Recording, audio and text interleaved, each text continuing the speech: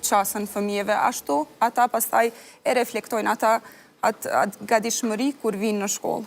Ma e kompenzojnë, themi, me kalimin e kohës atë mungesë. Gjithsesi, është shumë e rëndësishme përfshirja e fëmijëve. Si e shet ti përfshirjen dhe sa janë duke luajtur rolin për cilin e po flasim teori, edhe në praktik këto institucione, qofshin private, qofshin publike, të gjitha natyrave që ekzistojnë?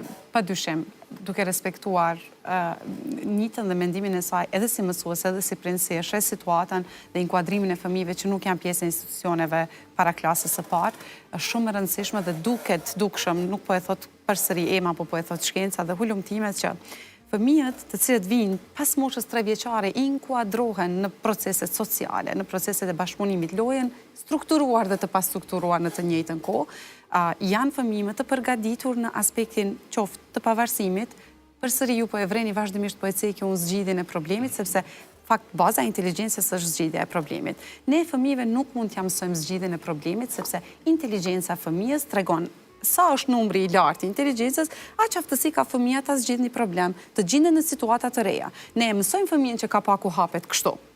Por herën tjetër, kur ka një kapak tjetër i cili nuk mund të hapet kështu, ai krijon një, duke përdorur imagjinatën, perspektivën dhe atë që ka mundësuar familja, ambienti, kopshti për të zhvilluar, fëmija mbas të asaj me këtë përvojë fillon dhe tenton të hap kapakun në mënyrën tjetër. Gjen mënyrën. Gjen mënyra. Kush gjen mënyra? Ai i cili është ekspozuar në qasje të tilla, në ambiente të ndryshme.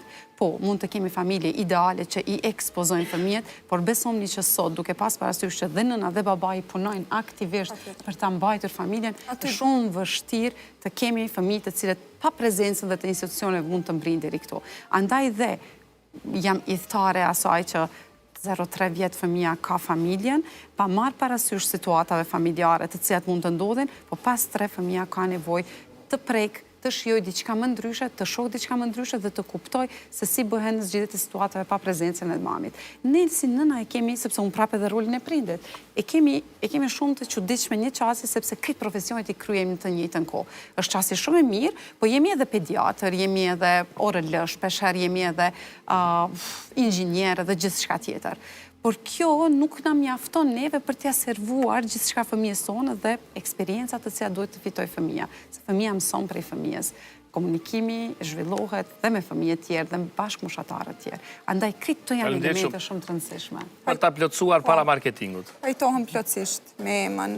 Rrethanat se si ne jetojmë kanë ndryshuar. Domethënë, ndryshe jemi rritur ne, ndryshe ne rrisim fëmijët tonë. Ne i përshtatemi rrethanave, edhe unë asesi nuk e ullë rëndësinë që kopshtet kanë në edukimin e fëmijëve. Kopshti, përveç që mi ka edukuar fëmijët, e i ka pavarësuar, e ka punuar shumë me ta, më ka bërë edhe nën më të mirë.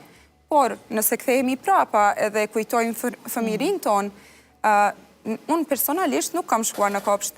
Po në klasë të parë, jo vetëm unë, po gjithë bashkëmoshatarët kemi qenë shumë të gatshëm emocionalisht, sepse jemi... Po në lagjen time kemi qenë një 20.000, e tash është e vështirë të gjesh një lagjen 20.000. Rrethanat kanë ndryshuar. Prandaj po them, një fëmijë që e ka një prind prezent, edhe domethënë që ekspozohet ndaj shoqërisë, nuk është domethënë aq i papërgatitur për sfidën e radhës.